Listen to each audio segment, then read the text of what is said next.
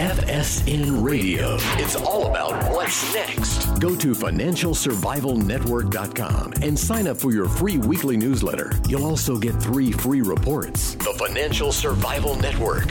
It's all about what's next.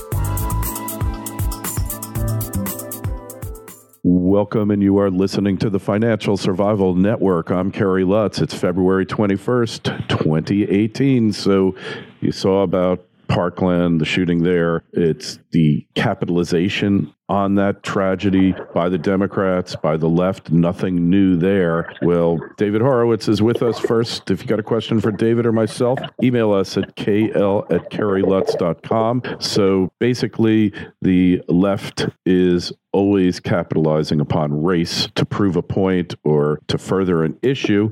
David, hey, you need no introduction. Welcome back to the show. Thank you. Actually, it's much worse than capitalizing on race. The left is out to destroy this country. That's their agenda. They don't like capitalism. They don't like the free market. But they actually don't like the rule of law. They don't like individual freedom. They want everybody judged by their racial or ethnic or gender group. So they're at war with America. And race is the chief weapon that they use.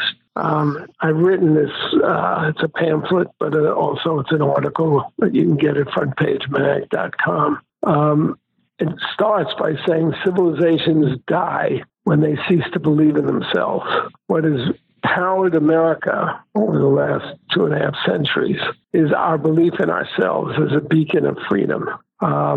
And the left is using race to destroy that belief in ourselves and therefore our will to defend ourselves. And they condemn America as a country that had slavery, was built on slavery, they like to say. And as Barack Obama, the chief leftist, said when he was president, racism, slavery, racism, Jim Crow, that's in our DNA, meaning that's who we are. This is a monstrous lie and easily disproven.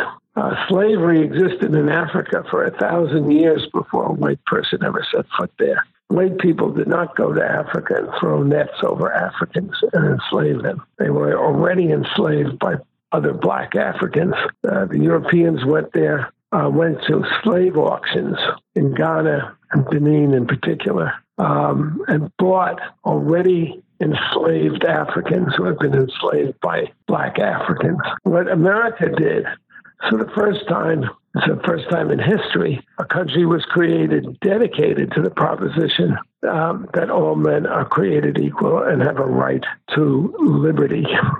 Within one generation, a little more, because people didn't live so long in those days, and at the cost of 350,000 Union lives, black slavery was abolished, not only in the United States, but throughout the hemisphere. In other words, blacks enslaved blacks, and white Americans freed them. Every black in America owes his or her freedom to Thomas Jefferson and those Union soldiers and Abraham Lincoln, of course.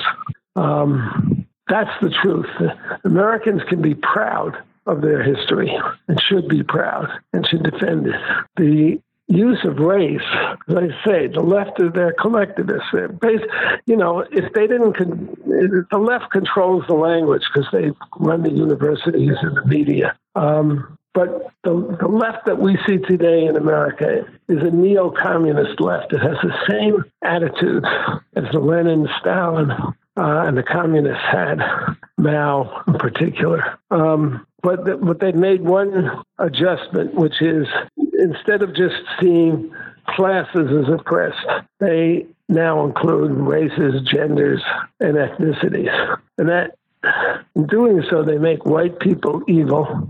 The most virulent and widespread and overt racism in America is anti-white racism. I say that as somebody who's fought in the civil rights movement since 1948, actually. It's anti-white racism. That is the racism that reigns in this country today. It's the only racism that's open in demonizing another race. there are, of course, some white racists who demonize blacks, but they're marginal. Whereas the demonization of whites is a work now of the Democratic Party. It's in the Democratic Party platforms. In any case, this is the battle. Mm-hmm. Well, so, obviously there was a lot of institutionalized racism in the U.S., till the 60s. Until 1964, 65. Institutional racism, which is condemned in the Democratic Party platform, doesn't exist. Mm-hmm. But they ran out of racists. Racists are under the rocks. Yeah. They've been driven out of the public sphere unless they're anti-white racists. Mm-hmm. And that's been for the last 50 years. So they invent this idea of institutional racism, but the Civil Rights Acts outlaw institutional racism. And of course, the courts are left. So the fact that there are not an epidemic of suits over institutional racism is a good sign that it doesn't exist. Yeah, that whole concept of the Voting Rights Act and the Justice Department monitors, is any of that really necessary at this point? Well, I don't think you can eliminate it because they'll say that that's white racism. So leave it in place. But no, I think this country is so beyond racism. Not that there are a lot of racists out there, but like you say, they're mainly anti-white racists, a lot of black racists, because there's no penalty for blacks who are racist. No moral penalty, no ostracism penalty or anything. But America is the most tolerant, inclusive country on the face of this earth with large populations. Look, there isn't one black-run country in the world, not one black majority country in the world that has elected a white president. There's not one Asian majority country in the world that has elected a white president. Yeah, we had 8 years of Barack Obama, and not to mention Lynch and Holder, two very corrupt attorney generals. America it's the model for the rest of the world for an integrated non-racist society. And you can see it, you just turn on your television. It's thoroughly integrated, the images. Advertisers who don't want to lose customers. They have interracial couples, black men, white men, black women. These were utterly taboo in the eras of racism, and they're completely normal and accepted. Nobody blinks an eye now. So it's a terrible libel against this country, the left. Yeah. So what about the NFL protests? What were they all about?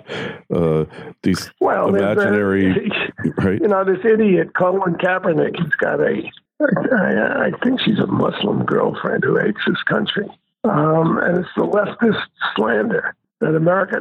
every time there was a shooting, alleged shooting of, it was shooting of police officers, or it doesn't matter whether it was Baltimore or Dallas, the police chief goes on camera, he's black. Mm-hmm. There's this mythical epidemic, it's supposed to be open season on blacks. There are no statistics that support it, just prejudice.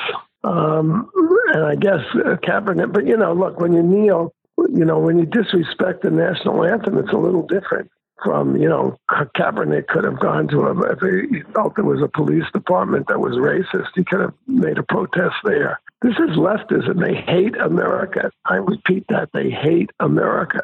The national anthem, this idiot woman in California who was the head of the teachers union here, and now I think she's the head of the NAACP, called the national anthem racist. That's because she's illiterate and doesn't understand it. And the verse that has the alleged racism in it is the third verse, which nobody ever sings or knows. It's just hatred of America. Yeah. That's what it is.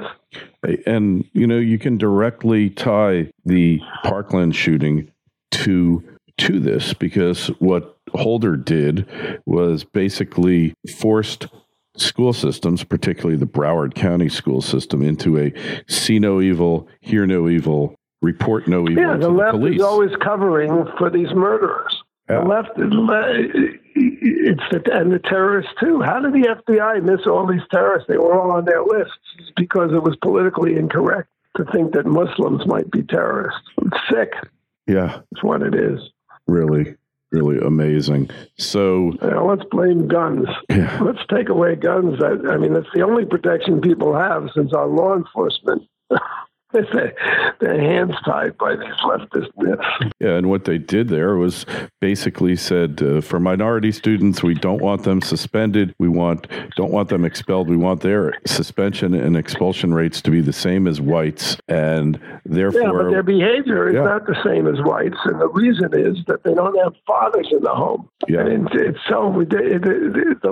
Look, every killing field in America, every inner city of any size, Chicago, Detroit, Baltimore, St. Louis, Washington, D.C., is 100% controlled by the Democratic Party and has been for 50 to 100 years. All the catch and release policies, all the soft on crime policies, it's all coming from the left.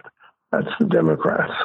And the Republicans are too polite to mention it. Or when they do, like when Trump talked about the carnage in the inner city, the Democrats had the brazenness to say that he was running down the inner city as though there isn't carnage. Of course there is. Yeah, the inner cities are a mess because of the very thing you're talking about. Look, the police in Baltimore, they don't want to be proactive. Police in Chicago, in all of these cities, in St. Louis. Well, you got a racist administration in Baltimore. It's corrupt, and it creates the crime. If you have a hands-off policy to criminals, they're going to flourish, which is what's happened.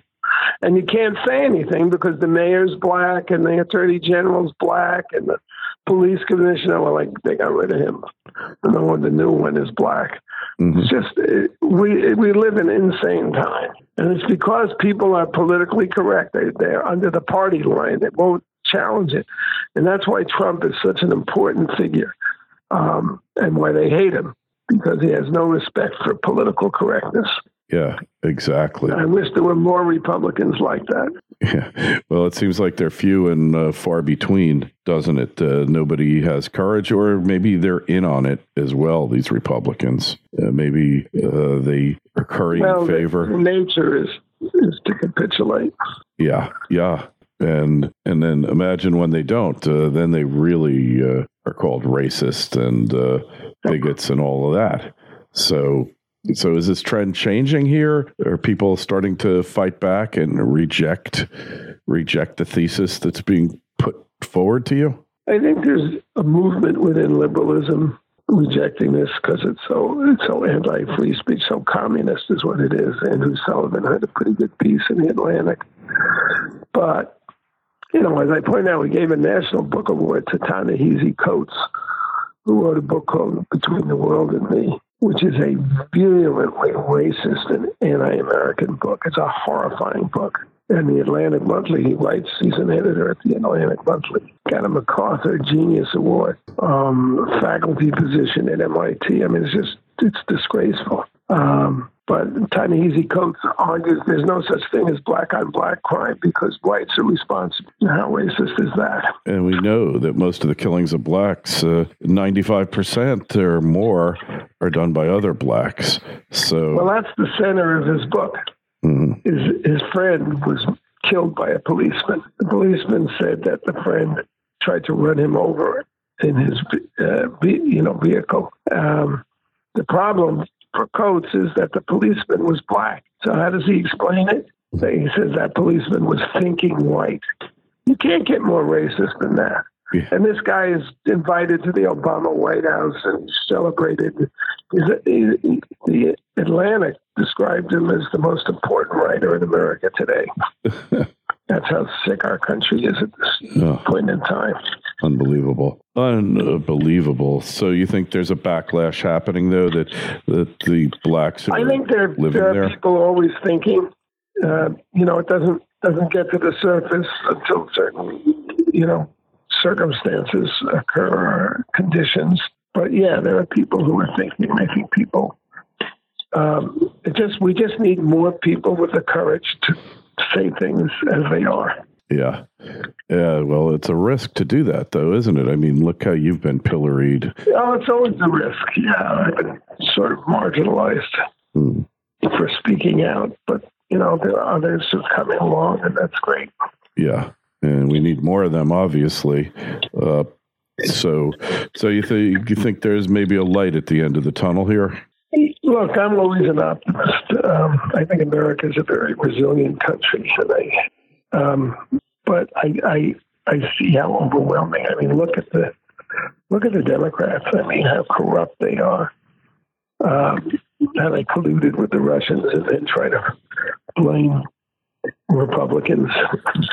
How they lie, how they break the law, and they have no respect for our national secrets. How they ran down our military, how they appeased the Russians until they decided the Russians were the number one enemy.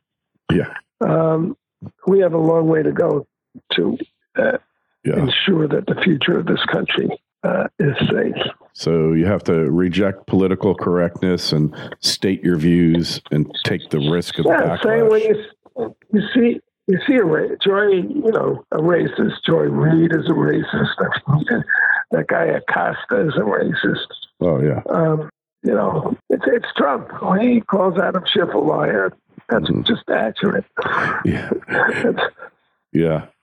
Well, calling them out, but it's okay for the left to call people out, but it's never okay for the right to do it, right?